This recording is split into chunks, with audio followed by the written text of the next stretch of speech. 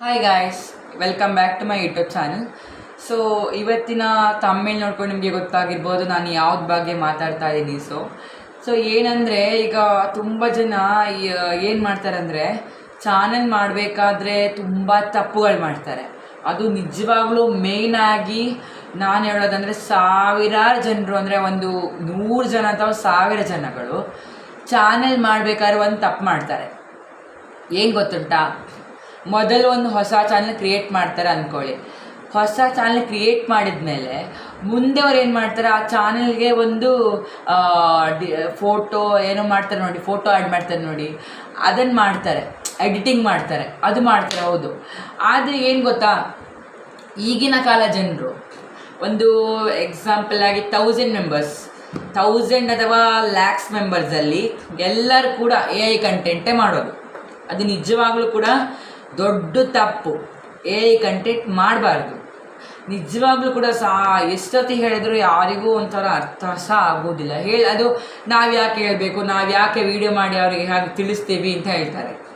ನಿಜವಾಗ್ಲೂ ಕೂಡ AI ಕಂಟೆಂಟಿನ ಏನೆಲ್ಲ ಲಾಸ್ ಉಂಟು ಅದು ನಾನು ವೀಡಿಯೋಸಲ್ಲಿ ಮಾಡಿದ್ದೀನಿ. ಶಾರ್ಟ್ ವಿಡಿಯೋ ಇದೆ, ಅದ್ರ ಬಗ್ಗೆ ಲಿಂಕ್ ಬೇಕಾದರೆ ಡಿಸ್ಕ್ರಿಪ್ಷನಲ್ಲಿ ಹಾಕಿರ್ತೀನಿ, ಲಿಂಕನ್ನು ತಗೊಂಡು ನೋಡ್ಬೋದು ವಿಡಿಯೋನ. ಓಕೆ, ಸೊ ನಾವೀಗ ಟಾಪಿಕಿಗೆ ಬರೋಣ. ಸೊ ಇದರಲ್ಲಿ ಏನು ಗೊತ್ತಾ, AI ಕಾರಣ ನಿಜವಾಗ್ಲು ಈಗಿನ ಕಾಲಕ್ಕೆ ಎಲ್ಲ ಯೂಟ್ಯೂಬರ್ಸ್ ಡಿಮಾನಿಟೈಸೇಷನ್ ಆಗೋಕ್ಕೆ AI ಕಾರಣ.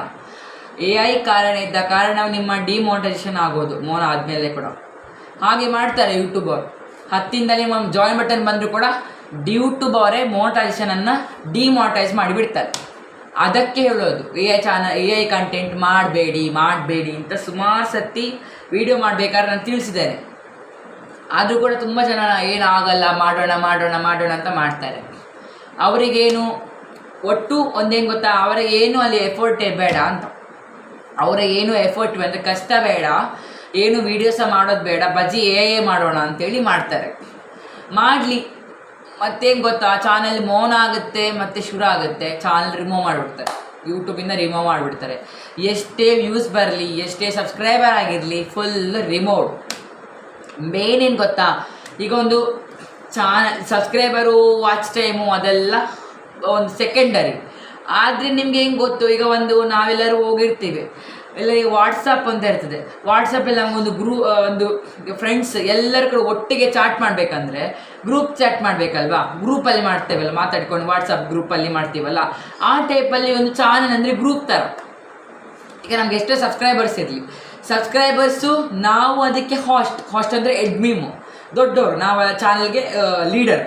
ಸೊ ಅವರೆಲ್ಲ ಆಡಿಯನ್ಸ್, ಮೆಂಬರ್ಸ್ ಆ ಚಾನಲ್ಗೆ. ಸೊ ಆ ಟೈಪಲ್ಲಿ ಈಗ ನಮ್ಮ ಆ ಚಾನಲ್ಲೇ ಇರಲಿಲ್ಲ ಅಂದರೆ ಈ ವಾಚ್ ಟೈಮ್ ಎಂಥದಕ್ಕೆ, 4000 ವಾಚ್ ಟೈಮ್ ಯಾಕೆ, ಹಾಗೆ ಈ ಕಡೆ ಸಬ್ಸ್ಕ್ರೈಬರ್ ಎಂತಕ್ಕೆ, ವೇಸ್ಟ್ ಅಲ್ವಾ? ಚಾನಲ್ ರಿಮೂವ್ ಆದರೆ ಯಾವುದು ಕೂಡ ಇರಲ್ಲ, ಸಬ್ಸ್ಕ್ರೈಬರು ಇರಲ್ಲ, ವಾಚ್ ಟೈಮ್ ಕೂಡ ಇರಲ್ಲ. ವಾಪಸ್ ಹೊಸತು ಮಾಡಬೇಕು. ಅದಕ್ಕೆ ಹೇಳೋದು ಚಾನಲ್ ವೆರಿಫಿಕೇಷನ್ ಮಾಡಬೇಕು ಅಂತ ನಾನು ಒಂದು ವಿಡಿಯೋ ಸಹ ಮಾಡಿದ್ದೇನೆ. ಹಾಗೆ ಇನ್ನೊಂದೇನೆಂದರೆ ಚಾನಲ್ ವೆರಿಫಿಕೇಷನ್ ಹೇಗೆ ಮಾಡೋದು ಅಂತ ತುಂಬ ಜನಕ್ಕೆ ಡೌಟ್ಸ್ ಇದೆ.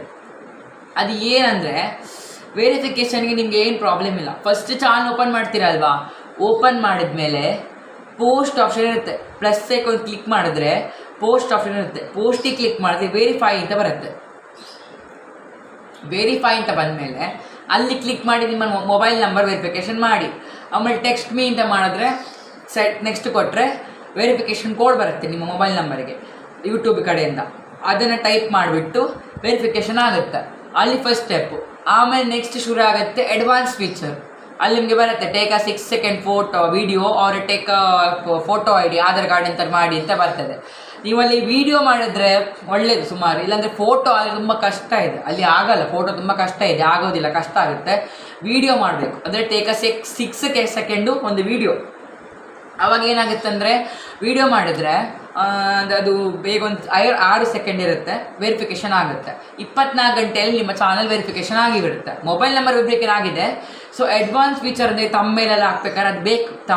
ತಮ್ಮೇಲ್ ಮಾಡ್ತೀರಾ ವೀಡಿಯೋಗೆ, ಅದೆಲ್ಲ ಬೇಕೇ ಬೇಕು, ಅದು ವೆರಿಫಿಕೇಷನ್ ಬೇಕು. ಸೊ ಅದು ಕೇಳಬೇಕಾದ್ರೆ ನೀವು ಮಾಡಲೇಬೇಕಾಗುತ್ತೆ ವೆರಿಫಿಕೇಷನ್. ಅದು ಈಗ ಒಂದು ಸ್ಟೆಪ್ ವೆರಿಫಿಕೇಷನ್ ಆದರೆ ಪುನಃ ಒಂದು ತಿಂಗಳು ಬಿಟ್ಟ ಮೇಲೆ ಕೇಳ್ಬೋದು 2 ಸ್ಟೆಪ್ ವೆರಿಫಿಕೇಷನ್ ಕೇಳ್ತದೆ. ಆವಾಗ ನೀವು ಮಾಡಬೇಕು ಅದನ್ನು. ಮಾಡಿದರೆ ಮಾತ್ರ ಒಂದು ವೆರಿಫಿಕೇಷನ್ ಆಗುತ್ತೆ, ಇಲ್ಲಾಂದರೆ ಸುಮ್ಮನೆ ಅದು ನಿಮಗೆ ತಮ್ಮೇಲಿಗೆಲ್ಲ ಬೇಕಂದರೆ ಮಾಡಲೇಬೇಕಲ್ವಾ. ಸೊ ಇದೀಗ ನಾಳಿದ್ದು ವೀಡಿಯೋ ಬರ್ತಾ ಇದೆ, ನಾಳೆ ಮಾಡುವಂತಿದ್ದೆ ವೀಡಿಯೋ, ಯಾಕಂದರೆ ನಾಳೆಗೆ ಇದು ತಮ್ಮೇಲ್ ಕೂಡ ಓಪನ್ ಆಗ್ತಾಯಿಲ್ಲ ಅಲ್ಲಿ, ಇಲ್ಲಾಂದರೆ ನಾಳೆಗೆ ಮಾಡ್ಬೋದಿತ್ತು. ಸೊ ನಾಡಿದ್ದು ಈ ವಿಡಿಯೋ ಬರ್ತಾ ಇದೆ, ಈ ಹಳೆ ಚಾನಲ್ಗೆ ಈ ವಿಡಿಯೋ ಆಗ್ತಿರೋದು.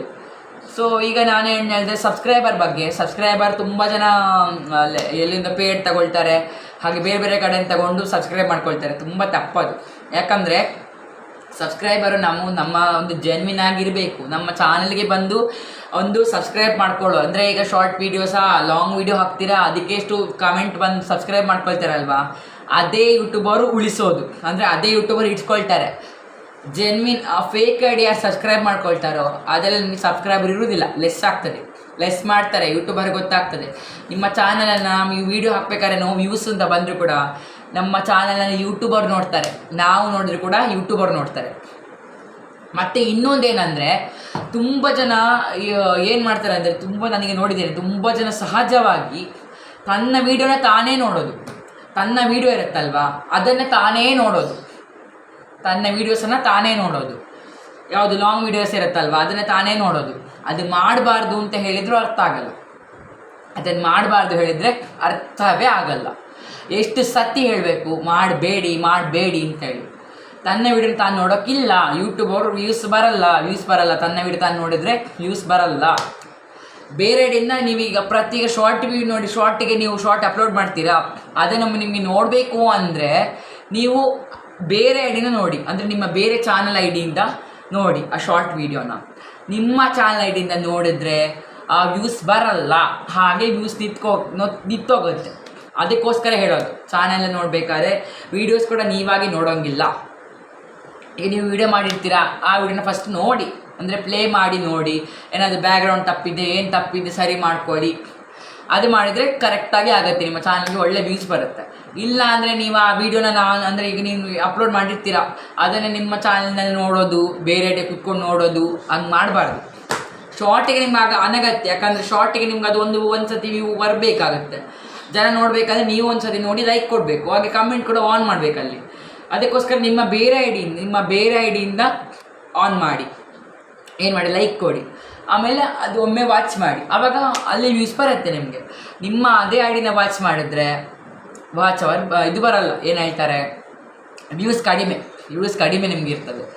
ಸೊ ದಿನಾಗಲೂ ಕೂಡ ನೀವು ನೆನ್ಪಿಡ್ಕೊಳ್ಳಿ, ನಿಮ್ಮ ಚಾನಲ್ಗೆ ವೀಡಿಯೋ ಮಾಡ್ತಿರಲ್ವ, ವೀಡಿಯೋ ಅಪ್ಲೋಡ್ ಮಾಡ್ತಿರಲ್ವ, ಆವಾಗ ಇರ್ಬೇಕಾದ್ರೆ ಅಲ್ಲಿ ಕಮೆಂಟ್ ಆನ್ ಇದೆಯಾ ನೋಡ್ಕೋಬೇಕು, ಕೊಲಾಬ್ರೇಟರಲ್ಲಿ ಕಮೆಂಟ್ ಆನ್ ಇದೆ ನೋಡ್ಕೋಬೇಕು, ಹಾಗೆ ಲೈಕ್ ಕೂಡ ನೋಡ್ಕೋಬೇಕು, ಎಲ್ಲ ನೋಡ್ಕೋಬೇಕು ಫಸ್ಟಿಂದಲೇ.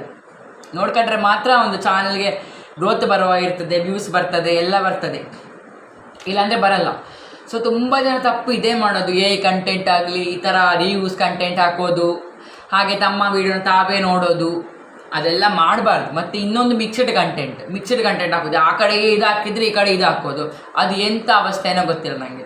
ಅದು ತುಂಬ ಜನ ಮಾಡ್ತಾಯಿದ್ದಾರೆ, ಅದು ಯಾರಿಗೆ ಎಂತ ಅಂತ ನಂಗೆ ಗೊತ್ತಿಲ್ಲ, ಅದು ಯಾಕೆ ಹಂಗೆ ಮಾಡ್ತಾಯಿದ್ದಾರೆ ನಂಗೆ ಗೊತ್ತಿಲ್ಲ. ಅಷ್ಟು ಒಂಥರ ಏನೋ ಆಟ ಅಂದ್ಕೊಂಡಾಗೆ, ಯೂಟ್ಯೂಬನ್ನು ಒಂಥರ ಆಟ ಅಂದ್ಕೊಂಡಾಗೆ ಮಾಡ್ಕೊತಾ ಇದ್ದಾರೆ.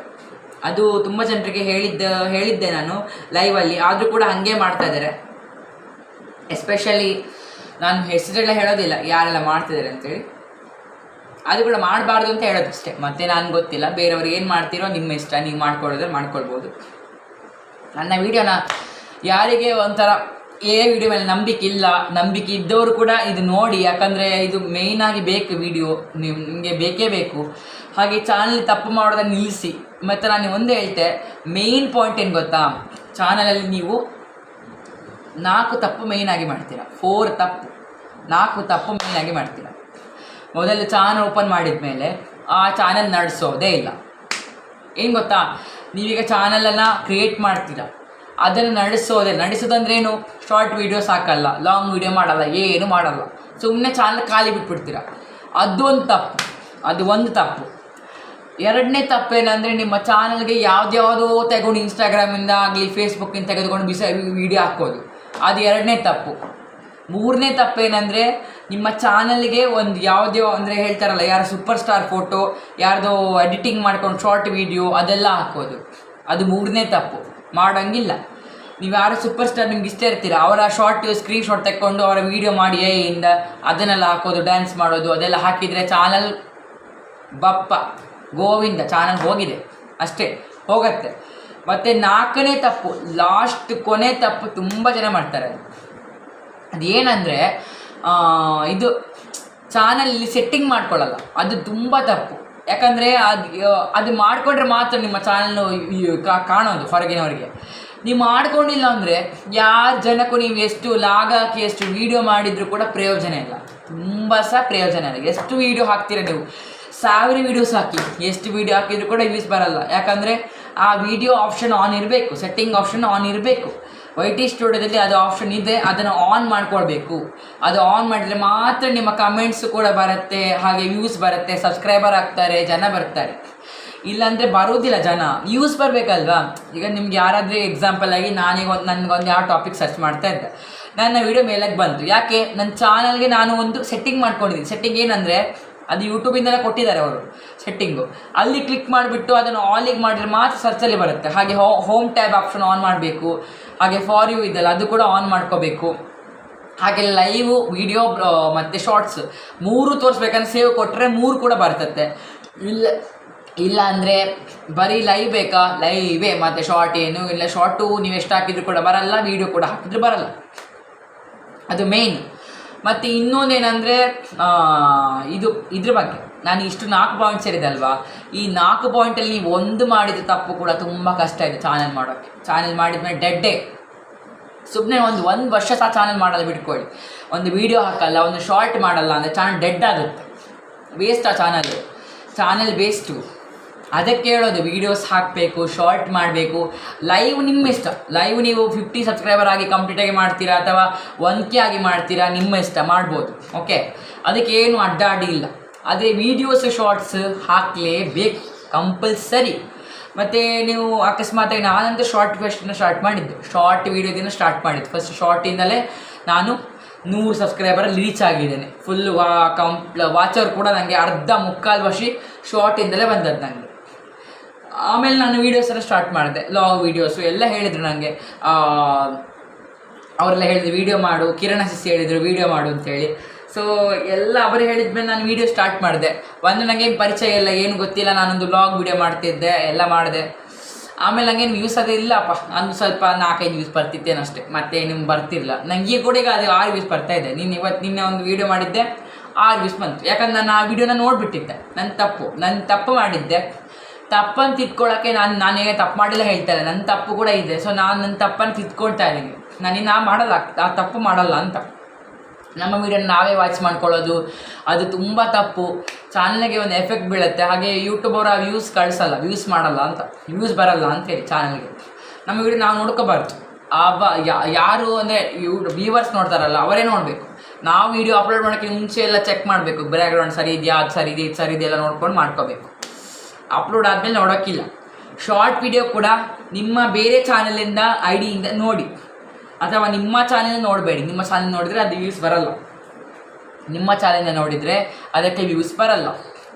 ನೀವು ಬೇರೆ ಚಾನಲನ್ನು ನೋಡಿ ಕಮೆಂಟ್ ಮಾಡಿ, ಆವಾಗ ಅಂದರೆ ನಿಮ್ಮ ಬೇರೆ ID ಇದೆಯಾ ಅದರಿಂದ ನೋಡಿ, ಸಪೋರ್ಟ್ ID ಅದರಿಂದ ನೋಡಿದ್ರೆ ಏನು ಪ್ರಾಬ್ಲಮ್ ಆಗಲ್ಲ ಶಾರ್ಟ್ ವೀಡಿಯೋಸ್ಗೆ. ಓಕೆ, ಲಾಂಗ್ ವೀಡಿಯೋಸ್ ಕೂಡ ನೀವು ಅದರಲ್ಲಿ ಬೇರೆ ಕಡೆಯಿಂದ ನೋಡೋದು ಬೇಡ, ಬೇರೆ ಕಡೆಯಿಂದ ನೋಡೋದು ಅಗತ್ಯವೇ ಇಲ್ಲ. ಯಾಕಂದರೆ ವ್ಯೂವರ್ಸ್ ಇದ್ದಾರೆ, ಲೈಕ್ ಕೊಡಲಿಕ್ಕೆ ವ್ಯೂವರ್ಸ್ ಇದ್ದಾರೆ. ಹಾಗೆ ಅವರೇ ಮಾಡ್ತಾರೆ, ಎಲ್ಲ ಅವರೇ ಮಾಡ್ತಾರೆ. ನೀವೇನು ಮಾಡೋ ಅಗತ್ಯ ಇಲ್ಲ. ಬರೀ ಲೈವ್ ಮಾಡಿ, ವೀಡಿಯೋಸ್ ಮಾಡಿ, ಶಾರ್ಟ್ಸ್ ಮಾಡಿ. ನಿಮ್ಮ ವೀಡಿಯೋ ನೀವು ನೋಡಬೇಕು ಅಂತ ಅಗತ್ಯ ಇಲ್ಲ, ಯಾಕಂದ್ರೆ ನಿಮ್ಮ ವೀಡಿಯೋ ಬೇರೆಯವ್ರು ನೋಡ್ತಾರೆ. ಅಷ್ಟು ಇದ್ದರೆ ನೀವು ಎಷ್ಟು ವೀಡಿಯೋ ಮಾಡಿರ್ತೀರ ಸೇವ್ ಮಾಡಿ ಇಟ್ಕೊಳ್ಳಿ ನಿಮ್ಮ ಗ್ಯಾಲರಿಯಲ್ಲಿ. ಬೇಕಾದಾಗ ಆ ವೀಡಿಯೋ ನೋಡಿದ್ರೆ ಆಯ್ತು, ಅಷ್ಟೇ. ಬೇಕಾದಾಗ ವೀಡಿಯೋ ನೋಡಿದ್ರೆ ಆಯ್ತು, ಯೂಟ್ಯೂಬಿಂದ ನೋಡೋಕ್ಕಿಲ್ಲ. ಇದು ಇಷ್ಟು ದೊಡ್ಡ ರೂಲು. ಏನು ಯೂಟ್ಯೂಬ್ ಚಾನಲಲ್ಲಿ ಮಾಡುವಂತಹ ದೊಡ್ಡ ತಪ್ಪುಗಳು, 4 ತಪ್ಪುಗಳು, ಇಷ್ಟು ದೊಡ್ಡ ರೂಲ್ ಇದೆ. ಸೊ ಇದನ್ನೆಲ್ಲ ಫಾಲೋ ಮಾಡಿ ಹೇಳ್ತಾ ನಾನು ನೆಕ್ಸ್ಟ್ ವೀಡಿಯೋಲಿ ಸಿಗ್ತೀನಿ. ಅಲ್ಲಿವರೆಗೂ ಬಾಯ್ ಗಾಯ್ಸ್.